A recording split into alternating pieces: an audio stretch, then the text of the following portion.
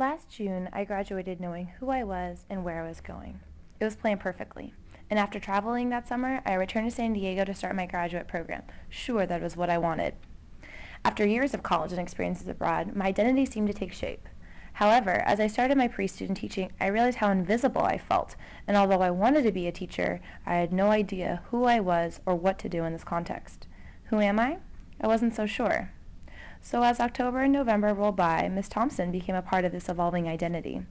At this point, I was someone who enjoyed being a part of the classroom, but was bored to tears observing. Why? Wasn't this where I wanted to be?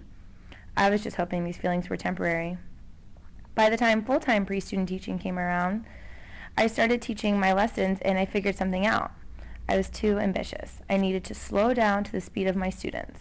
So timing became an early defining characteristic about me, or shall I say my lack thereof. Being known as someone who runs late, I became an educator whose lessons ran long. An inch closer yet to the person I'd become, but still clueless of what I wanted out of myself, my classroom, or my surrounding environment. During winter break, I returned home, excited from teaching lessons like a real teacher. During that time, I reflected continuously all that had led up to this moment in my program and discovered something else. My needs were changing from last June. I didn't need to uphold others' expectations. I needed to uphold my own. And now I was realizing what they were. I started prioritizing quality moments and interactions instead of people-pleasing ones. I defined my personal and private needs outside of the classroom, and this bred confidence and leadership within. So now I know a bit more. And so the identity continued to become more specific, more recognizable. Through my journey student teaching, there were moments that I felt control of the classroom slip. But with continued guidance, practice, and perseverance, I learned to push through and salvage lessons I would otherwise have abandoned. By March, when I bid my class goodbye, I was assured and proud of my accomplishments. Miss Thompson was energetic and prepared for nearly every moment. Or so I thought. The second placement did not unfold as smoothly as expected. With weeks of testing, I was bound to my seat watching this class, and soon thereafter lost my confidence. Moving from a 2-3 combination to a second appeared natural and smooth, but it was anything but that.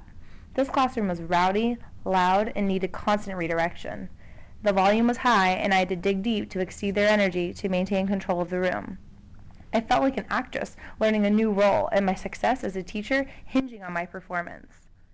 I didn't even recognize myself, because I wasn't acting like myself, and I certainly didn't feel like myself, insecure and out of my element. Why is someone comfortable? Why was this such a conscious effort? And with the added challenge of teaching in Spanish, why couldn't I speak it? The questions were endless, and the identity I built was deteriorating before my very eyes.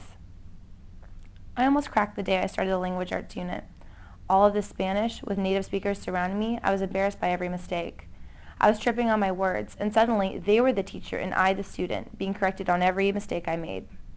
Overwhelmed and humiliated, I cried after school that day. The Miss Thompson I knew studied Spanish for years and was fit for the job. So why was I crashing and burning? And whose bright idea was it to get me B-clad anyway? Because clearly I had no idea what I was doing. Things did get a bit easier with more practice, and my confidence started to return. But the constant interruptions challenged my rhythm, and I adapted as best I could. The highs were high and the lows were low, but I continued to learn more. I never had experienced teaching whole class instruction before, coming from a combo classroom, so my identity continued to become clearer and more defined with every hurdle. I was someone who depended on consistency, but was learning to be secure in its absence. Before, I relied on a structure handed to me. Now I created my own. I learned to be the energy I wish to see in my students. I discovered my passion for teaching language arts. I'm someone with intensely high expectations, and was unwilling to compromise them. But I was also becoming someone that was too intense. My voice was shrill at times, my patience thin, and I felt myself contradicting my principles of behavior management beneath exhaustion. And I cracked. Monday of my last week, my supervisor visited me, and by lunch I cried. I was done. I couldn't teach anymore. I wasn't the teacher I thought I was, and couldn't achieve what I expected. I was not confident, sensitive, or successful at behavior management.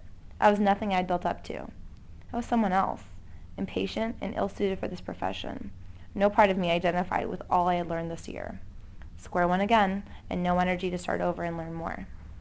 But in this dark hour, one shred of who I had built this year remained. There was still an ounce of perseverance, and I held on to it for dear life. For the sake of finishing the day, for the sake of a letter of rec I knew I wanted, for the sake of almost being done, I held on just a little longer to that foundation I had built. I finished the day, went home, and went to sleep. And when I woke up, everything looked different and felt different. I felt like myself again. I wasn't sure why, but every time I crack, I realize it is darkest before the dawn, and I emerged in this light confident, reliable, consistent, passionate, and positive again. I was still there, and I found the holes in my experience as a teacher and a person in this second placement, and worked hard to fill them. Now I have a greater sense of who I am, what I can do.